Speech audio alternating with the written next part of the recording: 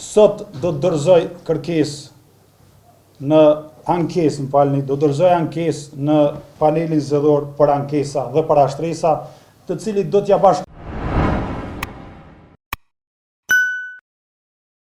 deklaratat e komisionerëve të Partisë Demokratike të Kosovës, dhe me këtë rast kërkojmë që pashtu kamerat që ndodhen në klasa të administrohen si prova edhe pranë prokurorisë së shtetit. Partia Demokratike e Kosovës vlerëson se integriteti i procesit zgjedhor në Mitrovic është cënuar rënd. Janë shkelur ligji për zgjedhjet në Republikën e Kosovës dhe standardet e njohura të Komisionit të Venecias për një proces të drejtë dhe të lirë.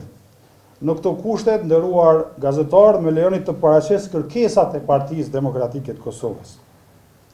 Ne kërkojmë që Mitrovica të shkojë menjëherë në rivotim, sepse janë disa qendra të mëdha në të cilat janë vërejtur pa rregullsi. Kërkesa jonë për rivotim në Mitrovica do të paraqitet edhe si ankesë pranë panelit zgjedhor për ankesa dhe parashtresa mbërnjëherë pas kësaj konference. Sepse vetëm një proces i drejtë dhe i pastër mund të garantojë legitimitetin e rezultatit zgjedhor dhe besimin e qytetarëve të Kosovës. Edhe nëse pranojmë faktin që është një gabim teknik, kjo nuk e shbën faktin që Mitrovica duhet shkojë në rivotim. Një gabim teknik i cili ka ndikim përmbajtësor në rezultatin e procesit zgjedhor nuk mund të lihet vetëm si i tillë për pa u sanuar. Sanimi këtu mund të ndodhë vetëm me rivotim.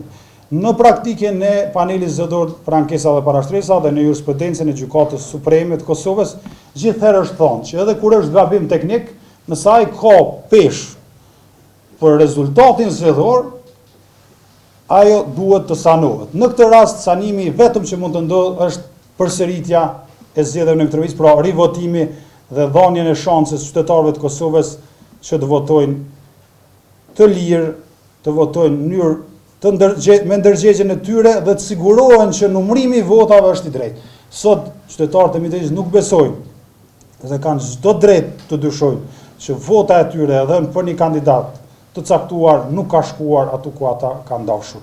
Nëse KQZ-ja, PZAP-ja, çdo organ i shtetit vendos të i besoj kompanisë që ka qenë gabim teknik, ka veç një rrugë, të ketë rivotim dhe të shtyp kompania fletvotimet e reja.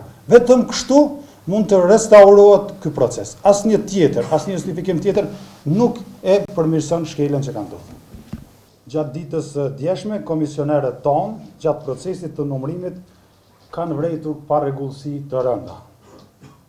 Fletvotimet me një numër seri të caktuar që i takonin një klase janë gjetur në klasën tjetër, madje edhe në qendra tjera të votimit. Pra, ka pasur bartje të një fletvotimi nga një klasë në klasën tjetër dhe nga një shkollë në shkollën tjetër. Gjitha këto dyshime shtohen kur ne shohim që Mitrovica është vetmja komunë në Kosovë ku dalja në votime, pra pjesëmarrja e qytetarëve është më e madhe sesa në balotazh sesa në raundin e parë. Nderuar përfaqësues mediave, ju dini që në vitin 2011 Mitrovica ka shkuar në rivotim për shkak të dështimit të baterive, si rrjedhojë e dështimit të KQZ-s për të garantuar procesin e rregullt. Këtë herë dështimi i KQZ-s është edhe më i madh, më serioz dhe absolutisht ndikues në procesin zgjedhor dhe në rezultatin e këtij procesi. Të gjitha këto janë shkelje të qarta të ligjit për zgjedhje të përgjithshme në Republikën e Kosovës dhe rregullave të KQZ-s dhe ngren dyshime të bazuara për lëndim të procesit zgjedhor dhe për aktivizim të ashtu quajturit treni bullgar, që është një mekanizëm që mundson manipulimin dhe blerjen e votës. Dy përfaqësuesit tanë në Komisionin Qendror të Zgjedhjeve, me të marrë informacionin nga komisionerët tanë në Mitrovic, kanë shkuar atje, janë angazhuar me mua, me gjithë ekipin ligjor dhe të tjerë, me kryetarin Krasniqi dhe me të tjerët, për të punuar që e vërteta të zbardhur. Mendoj që ata kanë kryer detyrën e tyre ashtu siç i kërkon ligji dhe siç i kemi kërkuar ne.